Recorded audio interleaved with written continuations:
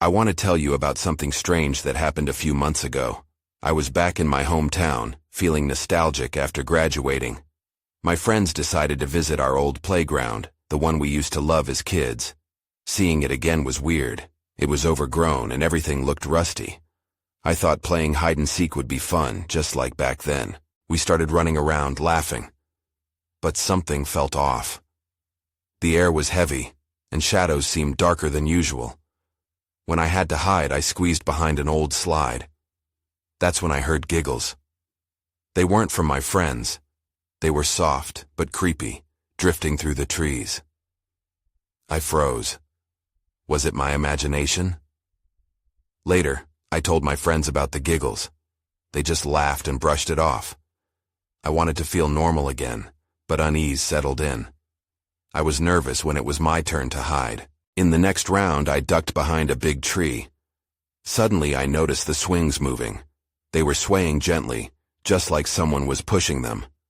But I didn't see anyone around. I felt a chill go down my spine.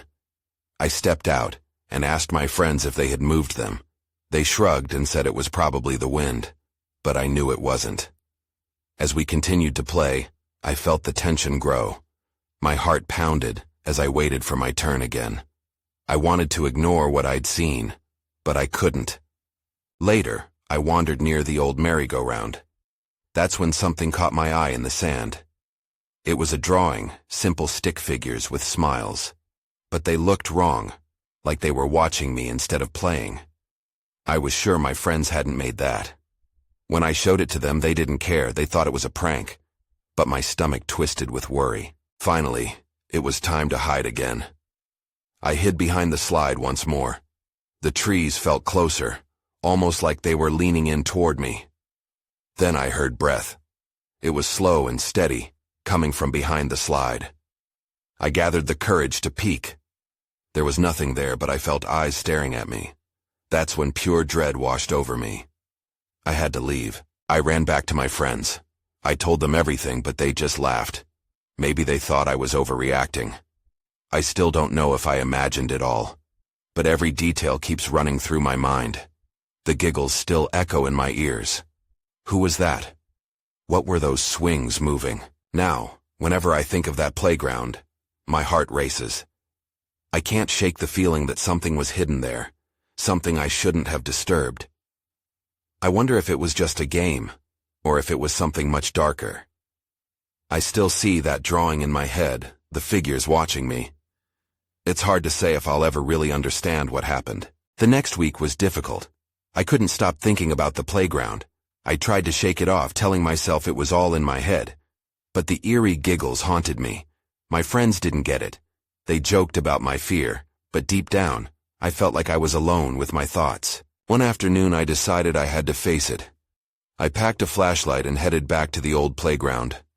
My heart beat fast as I walked along the familiar path. It was just a playground, right?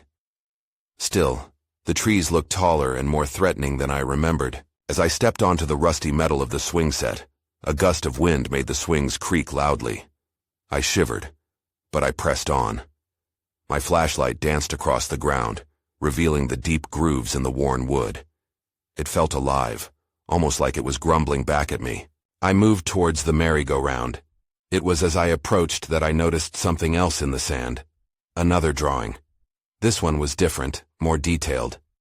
Stick figures again, but they seemed to have features this time. Eyes that were darker, and mouths that appeared twisted into grins. It sent chills down my spine. Why were these drawings here? Suddenly, I heard a rustling nearby.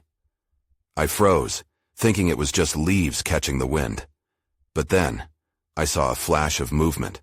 I swung my flashlight in the direction. Nothing. Just shadows. My hands trembled. I took a small step back, glancing towards the exits. Maybe I should just leave, I whispered to myself. But a part of me was drawn in. What if someone else had seen the drawings too? What if I could find a clue to what happened? I knelt, examining the drawing more closely. That's when I felt it, a light touch on my shoulder. I whipped around, heart racing. There was nothing there, just emptiness. I took a deep breath, trying to calm down. Maybe the wind? Or was it just my nerves getting the best of me? I stood up slowly and decided to leave, but as I turned to walk away, I saw something out of the corner of my eye. At the edge of the playground, near the trees, a figure stood watching. It was a small child, no older than 8.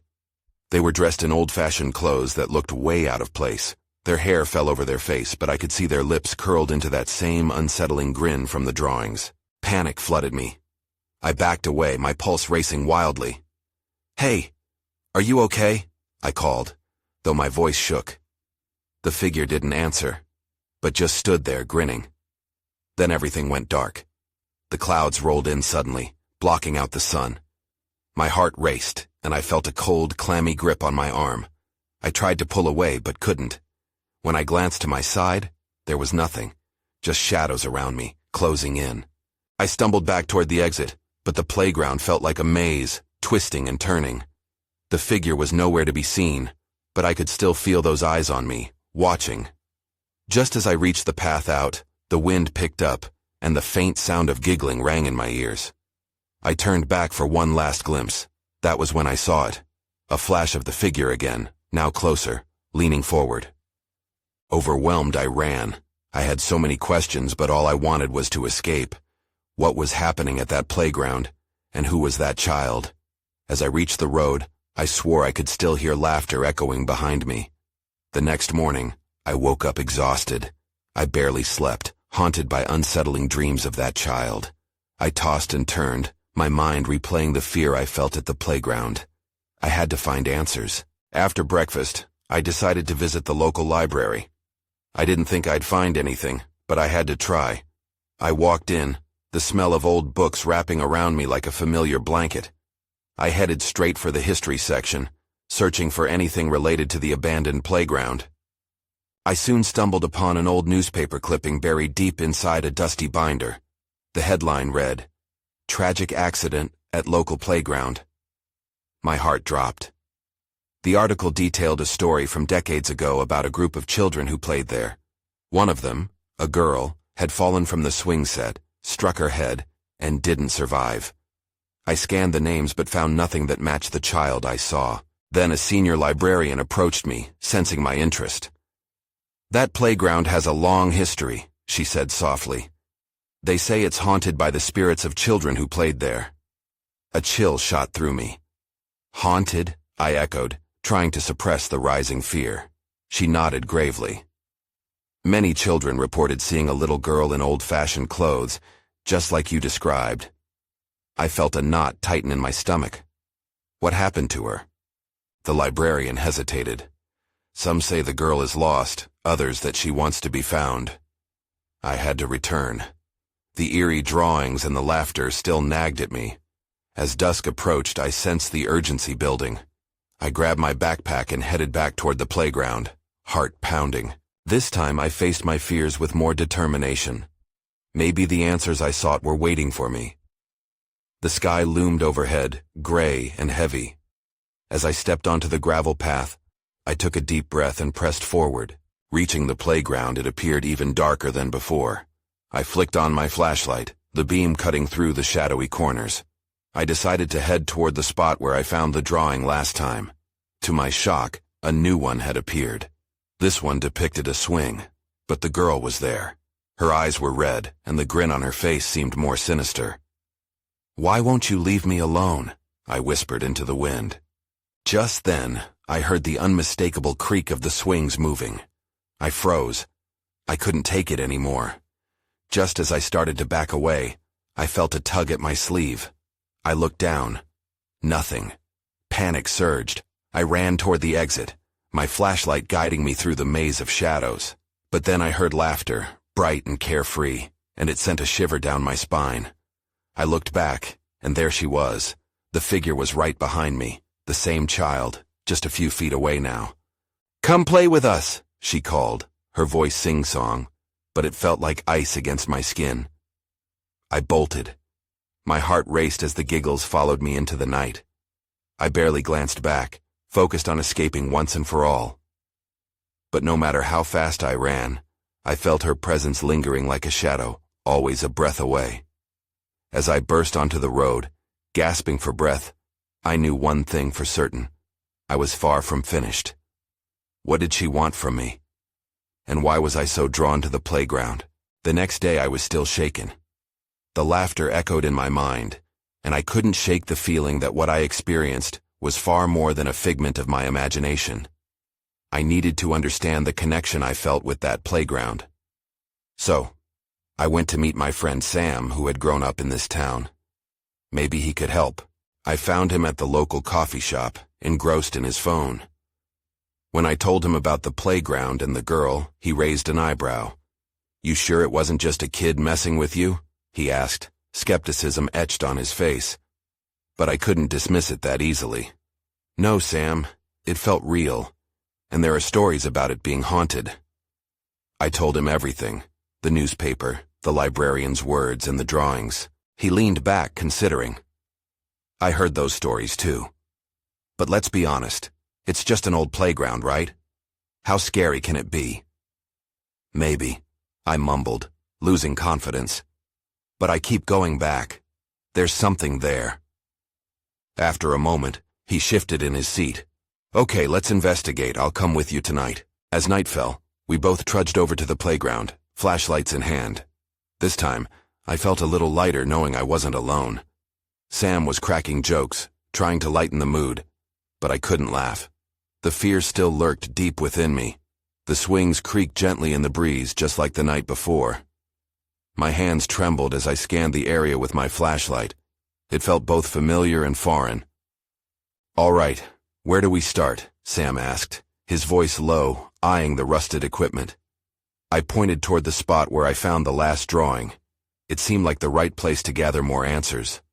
As we moved closer, I saw something flutter in the moonlight. I bent down to inspect it. A piece of paper worn and tattered with a child's handwriting. "Come play with me." My heart raced. Just as I was about to read further, Sam pointed at the swings. "Look!" he exclaimed. The swings began to sway gently, even though there was no wind. I felt ice prick my skin. "Stop messing around," I tried to joke, but my voice wavered. Sam was wide-eyed, frozen in place. "I'm not touching them." Before I could say anything else, we heard the unmistakable sound of giggles, light and innocent, floating in the air around us. It was more than just a sound. It felt like a presence. "Do you hear that?" I whispered. He nodded, visibly shaken. "Dude, maybe we should go." But then a shadow flitted past the swings, a blur that almost looked like the girl I saw before. "You've got to be kidding me," I said, pinching my arm to check if I was dreaming. "Is this a game?" Sam asked, his bravado faltering. That was the moment my gut churned with panic. "It's not a game, Sam." Suddenly, the laughter stopped, replaced by an eerie silence that clung to the night. I felt the weight of something unseen pressing down around us. I turned my flashlight toward the swing set, desperate to find the girl. That's when I saw it, a small shape standing in the shadows. She was dressed in old-fashioned clothes, her back to us. In that moment, I realized something was wrong. Far too wrong. "Maybe we shouldn't," Sam began, but I interrupted. "We need to leave. Now." As we slowly backed away, the girl turned. Her face was not just sinister, it looked familiar. I could barely breathe. I could hardly think. We turned to run, but my mind raced. Who was she? What did she want? The urgency of the moment pressed upon me, but I had to know more. I felt drawn to her despite my terror. "Come back," the girl called, her voice an echo of that soft sing-song tone. And just like that, the night swallowed us in shadow, confusion wrapping around me like a thick fog. I felt I was on the brink of discovering something incredibly important. But what? As we sprinted away from the playground, I could feel my heart pounding in my chest. The air felt thick, almost suffocating. Sam was right beside me, but his presence offered little comfort. The girl's call echoed in my ears, and I couldn't shake the chilling familiarity of her face. I needed to know who she was. "Did you see her face?" I gasped, trying to catch my breath as we reached the edge of the playground. "Dude, I'm trying not to remember," Sam replied, running a hand through his hair. "That was messed up. We should just go home and forget this ever happened. But I couldn't just forget. No, Sam. We can't. We need to find out what's going on. He looked at me, eyes wide with disbelief. What are we supposed to do? Go back? I bit my lip thinking. Maybe we can research her. There had to be someone who went missing around here. Sam groaned but eventually nodded. Fine. But if we find anything too creepy, I'm out. The next morning, we met at my house, armed with laptops and a growing sense of dread. I started with local news archives, searching for any mention of the playground, while Sam dug through social media. Hours passed as we combed through reports and online forums. Despite Sam's earlier skepticism, he was curious. You know, there are a bunch of posts about kids going missing in this area, like back in the 80s and 90s, he said, his voice turning serious. I leaned closer, intrigued. What do they say?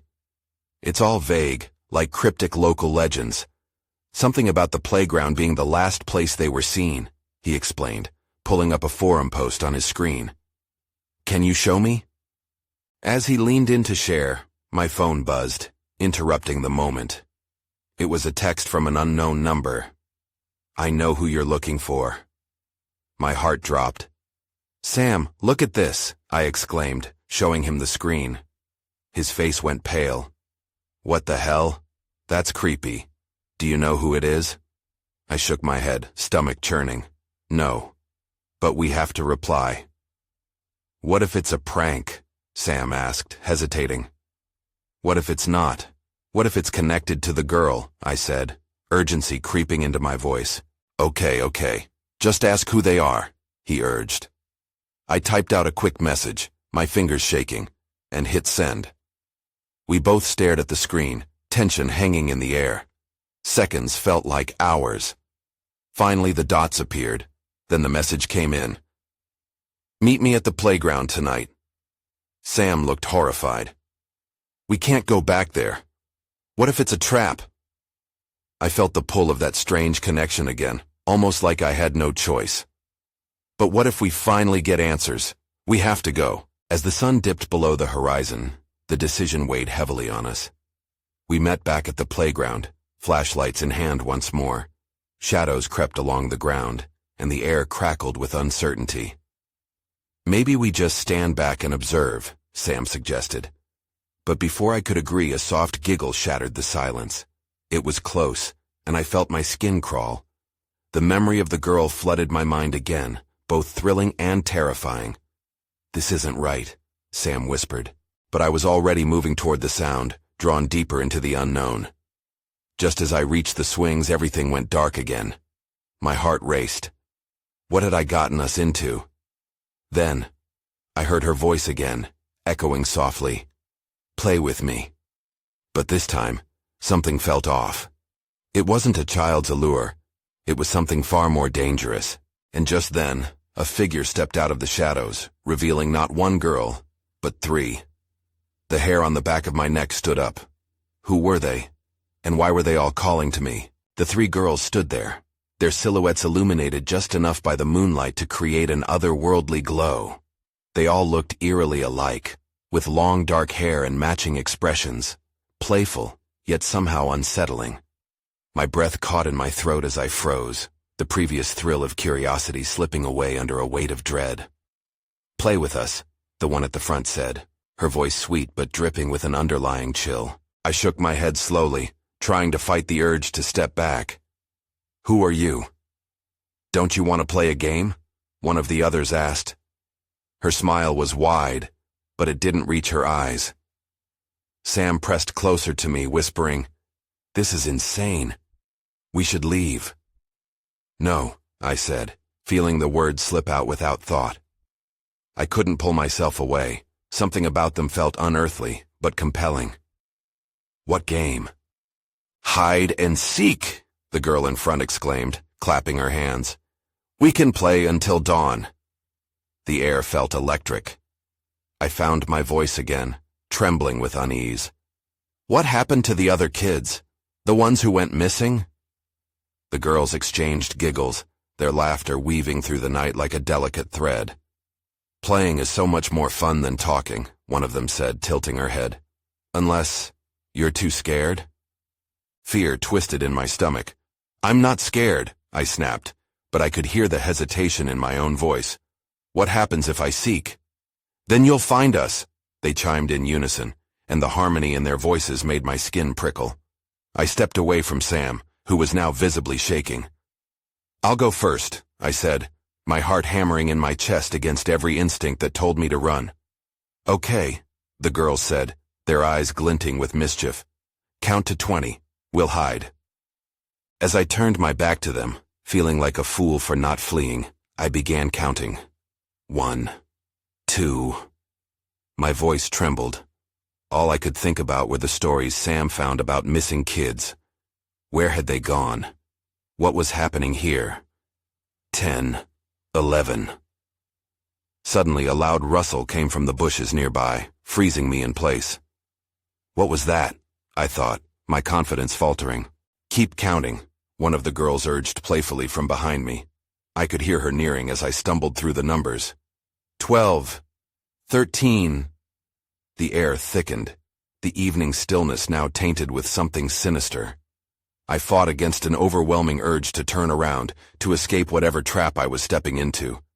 17. Just then, a scream broke the silence, a piercing cry that abruptly cut off. My heart raced faster, pounding in my ears. 20. Ready or not, here I come. I spun around, eyes wide. But the girls were gone. The swings creaked gently in the night breeze as dread clawed at my insides. Where could they have gone? What had that scream meant? That's when I saw it. Just off to the side, half hidden in the shadows, a small figure lay crumpled on the ground. My heart dropped. Sam! I shouted, but there was no answer. What was happening? I rushed toward the figure, fear coursing through my veins. As I approached, dread twisted in my chest. I needed answers, but I felt like I was heading straight into a nightmare. What if I didn't like what I found? I crouched down, holding my breath. Then I reached out, fingers brushing against the cold surface, and squeezed my eyes shut, hoping against hope that it wasn't what I feared. But it was too late. I had already stepped too far. I peeled my eyes open, and the world around me blurred back into focus. The figure on the ground wasn't Sam. It was a doll, one of those lifelike ones, the kind that made your skin crawl. It had dark hair like the girls and a crooked smile painted on its face. My breath faded into a shaky whisper. What the hell? I gasped, recoiling as if it were going to leap up at me. I looked around. The playground was eerily still now, the hum of the night replaced by an unsettling silence. Sam? I shouted again, panic seeping through my veins. Where are you? No response. Just darkness spreading out like a shroud, seemingly swallowing the vibrant world I knew. I scrambled back to my feet, scanning the area. The swings creaked in mockery, swaying gently in the breeze. I took a cautious step toward the nearby slide, but it loomed before me like a steep cliff. I could still hear their voices, the echo of their laughter threading through my mind. It sent shivers down my spine. Where did they go? I muttered, glancing back at the doll one more time. It was still staring, unblinking. Then I saw movement in the tree line at the edge of the park. I squinted into the darkness, heart racing. A flash of pale skin, a glimpse of dark hair. A figure darted behind a tree, then vanished. Is that you, Sam? I called, my voice rising. But I felt an instinctual pull back as if the shadows were warning me to stop. Right then, something caught my eye. Near the edge of the playground, the slide was shifting, sand shifting from beneath it, as if something was burrowing deeper. My stomach turned. I crept closer, trying to make sense of it all. I reached for my phone, hoping the light could actually help me, even as I felt a low, creeping dread. But just as I switched on the flashlight, I heard the laughter again. This time, it was taunting, echoing through the trees. I shuddered. It was both sweet and sinister. Come find us, they sang, the melody haunting like a siren in the night. I felt frozen, caught between the urge to turn and run and the desperate need to find Sam. This isn't a game, I whispered, trembling. You need to show yourself. Suddenly the laughter stopped. I blinked, the abrupt silence amplifying the din of my heartbeat. What do you want? I shouted into the darkness, half believing that someone would answer. But instead, the shadows shifted again, and another figure emerged. A girl, dark hair cascading down her shoulders like a curtain. You found us, she exclaimed with a gleeful grin that made my stomach drop. It wasn't one of the three. She was different, eyes gleaming with a predatory light. The air felt charged, oppressive as I tried to take a step back. She advanced closer, her playful demeanor warped into something menacing. Are you ready for the real game? Everything about this felt wrong. I opened my mouth to speak, but no words came out. The night swirled around me, blurring the edges of reality as the girl grinned wider. Then, the darkness shifted again, and I realized with a jolt that my worst fears were about to come true. Before I could react, she lunged towards me. Just as I turned to run, the ground beneath me gave way. My scream echoed through the night as I fell, swallowed whole by the pitch-black void. I landed hard, the impact taking my breath away. The air was stale and heavy, a far cry from the crisp night outside. As my eyes adjusted to the dimness, shapes began to emerge. I was in some kind of underground bunker, the walls cold and damp. Old posters peeled off the walls, faded images of toys and games from years past. I pushed myself up and took a shaky breath, trying to shake off the fear that gripped me. The darkness here felt even thicker, as if it had weight. Sam, I called, my voice echoing in the confined space. Where are you? Silence answered me. I felt the panic surge again, clawing at my insides. I could barely think straight with the realization that I was alone. Or at least I thought I was. I stood, scanning the area. A faint light flickered near the far wall, just out of reach. I took a tentative step forward. As I walked, the floor groaned beneath my feet and I felt a chill in the air. Goosebumps rose on my arms. Somewhere deep inside, the dread clung like a vine, tightening with every tick of time. What was this place? Did Sam end up here too? My flashlight flickered, casting strange shadows that danced along the walls. I gripped it tightly, reminding myself to stay calm. Just find a way out, I whispered, more to reassure myself than anything else. Then I heard it, a giggle echoing through the abandoned space. It was a high-pitched sound, innocent at first, but it turned sinister, as if mocking me. I froze. Was that one of the girls? Was Sam here? I wanted to turn back, but the flicker of light pulled me in like a moth to a flame. I found myself moving toward the source, drawn by that horrible laughter. As I rounded a corner, I came face to face with the girl from the playground. She stood there, still grinning, but now flanked by two shadowy figures. It felt like they were more than just friends. They loomed over me, their eyes glinting with mischief. "Welcome to our game," she sang, stepping closer. The other two, one with dark hair and the other with bright red braids, mirrored her playful demeanor, but there was an undercurrent of danger beneath their smiles. My body stiffened. "What do you want?" I demanded, though my voice lacked the authority I intended. "Oh, we just want to play," the girl replied, tilting her head. "But this time, you're the one who's it." In an instant, they took a step back, creating a circle around me. "You have to find us," she continued, her voice turning sing-song. "We'll give you a head start, but if you don't find us, something unexpected will happen." The weight of their promise hung in the air. My heart raced as the shadows danced closer, tightening around me. "Wait," I croaked. But they had already vanished, the giggles fading like ghostly whispers. All alone, I looked around the bunker. I needed to find a way out before they came back. That's when I saw it. A door, slightly ajar, with faint light shining through the crack. Hope flickered in my chest, but I knew the game was just beginning. "Just find them," I whispered to myself, fighting back the fear. "You have to find Sam." With a deep breath, I moved toward the door, knowing I was walking into the unknown. And whatever awaited me on the other side, I had to be ready. The door creaked as I pushed it open, revealing a narrow hallway that stretched ahead into darkness. The flickering light from the bunker still lingered behind me, but the further I went, the stronger the shadows grew. I had no choice but to move forward. I took cautious steps, each one amplifying the sound of my breathing. The walls were lined with old rusted pipes, and the smell of mildew filled the air. In the distance, I could hear faint whispers, echoing around the corners. "Sam?" I called again, this time praying for an answer, but instead the whispers morphed into giggles, the same chilling sound that haunted the bunker. My heart picked up pace. I had to be getting close.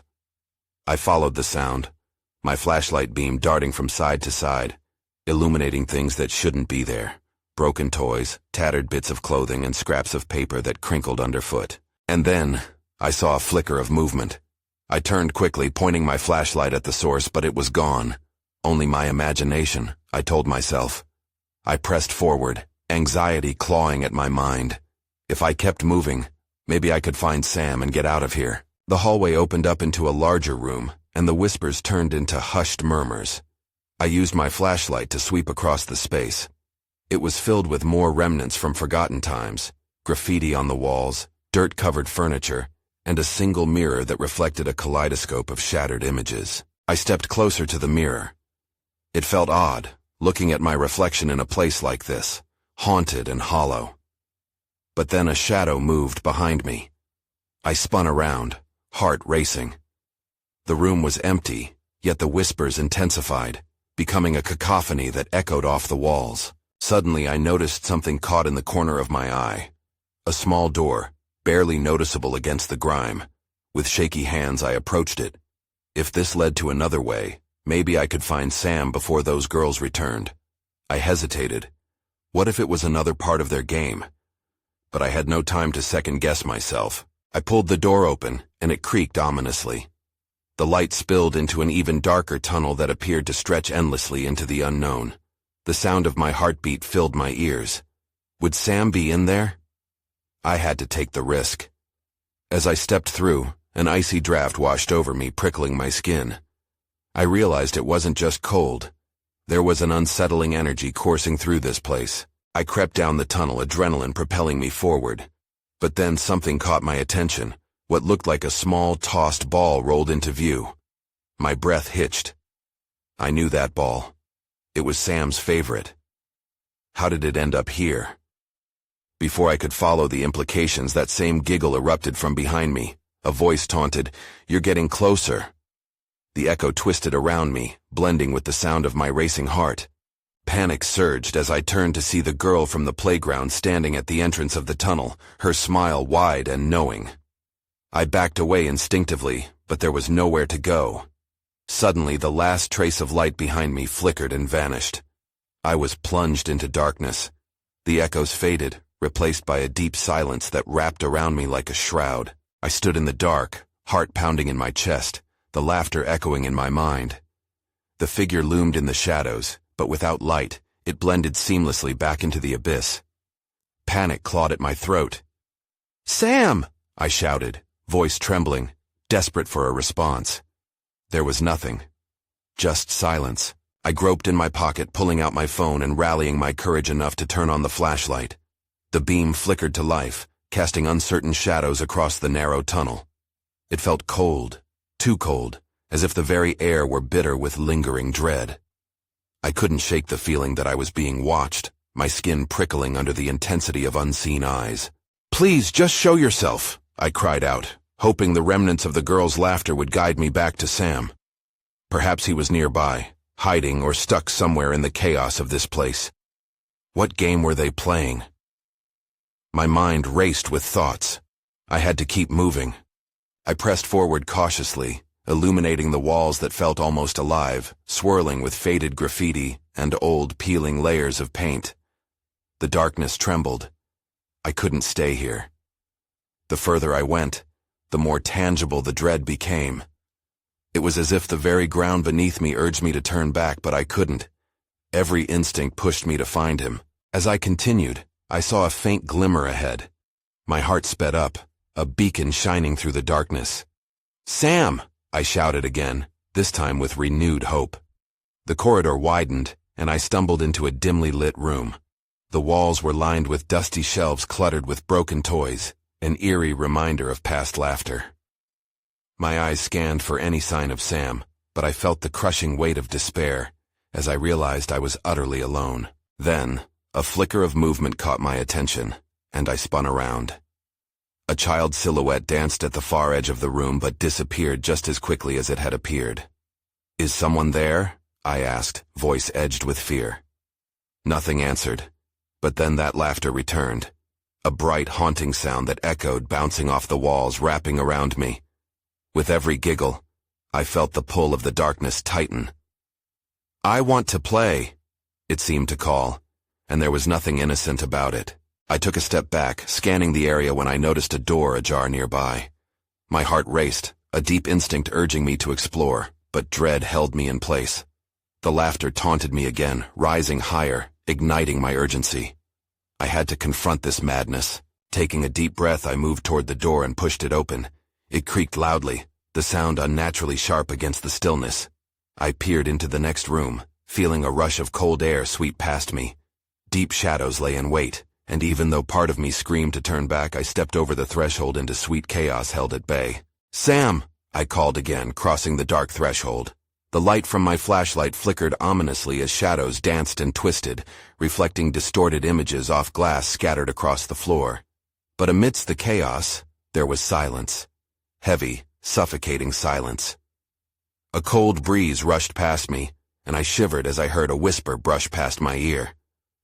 "Get ready for the next round," it said, accompanied by a soft giggle. This couldn't be happening. I felt my resolve wavering, but I pressed on, heart racing.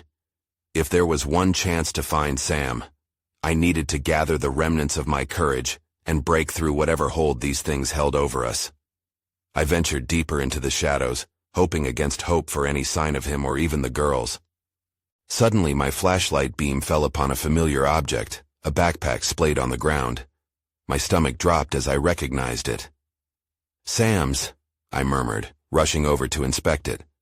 It was empty, but there was a sense of hope blooming, knowing he may have been nearby. As I turned to call out for him, I felt a rush of wind swirl around me, flickering the light. "You're so close," a voice chimed in unison, resonating from the darkness around me.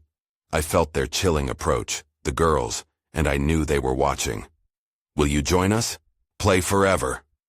Fear gripped me. "No!" I shouted defiantly, the words spilling out pure and raw. "I'm getting Sam and leaving." "Leaving? But we're just starting," they sang. Their harmony matched only by an unsettling hum of the wind, a low, cruel laugh that shook the darkness. It was then that I felt the ground tremble beneath me, a subtle warning. I blinked as the shadows seemed to shift, closing in around me. My heart raced and I had to act. "Where is Sam?" I cried. And in that moment, quiet fell again. The shadows whispered, gathering their strength. Then they spoke, soft and taunting. "You'll find out soon enough." With every instinct screaming, I made a break for the exit. The air felt thicker, heavier, as the laughter surrounded me like a storm, threatening to pull me apart. But I couldn't give in. I clutched the beam of my flashlight, hurtling through the hallway, driven by a primal need to escape. To find Sam, to find the truth. I stumbled, nearly falling, but I forced myself onward. The darkness tried to grip me, but I fought past an overwhelming sense of hopelessness as I barreled toward the light. As I finally emerged back into the playground, the night grew quiet. The oppressive weight lifted, but my heart ached. "Sam!" I called out once more, but a cold silence settled over the swings and slides. I stood there on the cracked ground, breathing heavily, glancing over my shoulder into the shadows behind me. Somewhere, just beyond the edge of the fading light, I could hear the laughter again. The sound lingered, curling around my heart, throbbing in my mind. Who were those children? As the night deepened, I realized I might have escaped, but the questions remained, haunting me like a distant echo. What truly unfolded in that playground? And was Sam lost, never to be found? The winding threads of fate hung unbroken and tenuous, shrouded by the bitter veil of those eerie giggles that I would carry with me long into the dark.